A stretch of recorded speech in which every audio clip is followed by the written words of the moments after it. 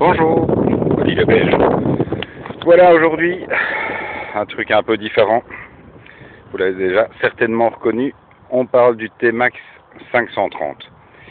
Là, je termine une semaine d'essai avec. Je dois dire que je ne devrais pas le dire.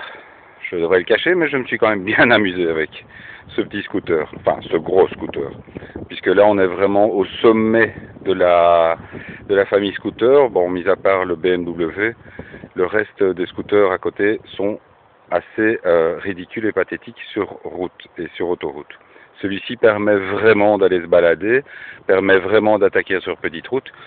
Et d'ailleurs, pour vous faire une idée, voilà ce que donne la béquille après une semaine d'utilisation. On va se mettre comme ça, et vous avez, en fait, c'est la première chose qui touche, c'est la béquille, et elle est elle a bien ramassé. Donc, la bécane, très sympa. Le problème du T-Max, c'est qu'il est clairement le cul entre deux chaises.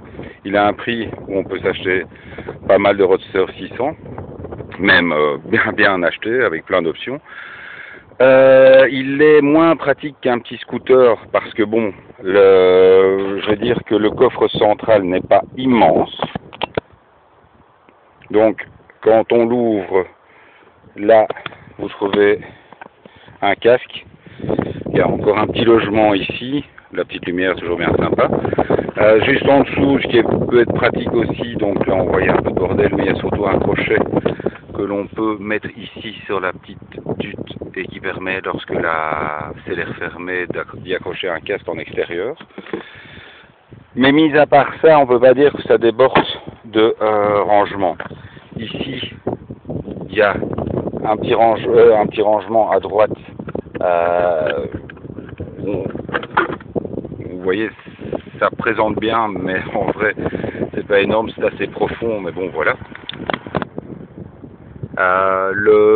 Bon, sinon, c'est clair que le tableau de bord est quand même très sympa. On a toutes les informations que l'on souhaite sur le tableau de bord. J'ai réussi, bon, je pense que celui-ci est très bien rodé, puisqu'il a déjà tourné sur circuit. Je l'ai mis un gros 185 compteur en Allemagne. J'étais quand même vraiment très proche de la zone rouge, puisque je devais être à 8100, 8200 et bien couché sur le truc. Autre aspect pratique, le fameux frein à main. Toujours, ça facilite la vie quand on est vraiment garé en descente. Je trouve que ils ont gommé les petits soucis de l'ancien T-Max, par exemple en remplaçant le cardan par une courroie, donc ce qui amène une conduite beaucoup plus souple. La moto répond très bien, c'est vrai que c'est un avion de chasse. Bon, il y a toujours le pot qui est pas formidable. Alors, le fameux pot. J'en entends pas mal qui s'amusent pour l'instant à mettre des acras sur le T-Max.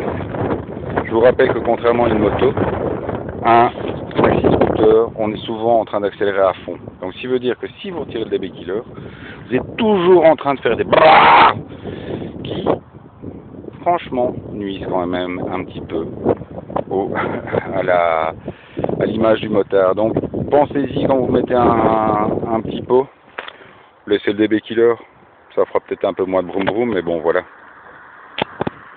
Voilà, donc, franchement, le T-Max, pourquoi pas? Pourquoi? J'ai pas encore tout à fait trouvé la bonne réponse. Je vous dirai ça quand je fais mon petit rédac. À bientôt les amis, c'était Oli, bye.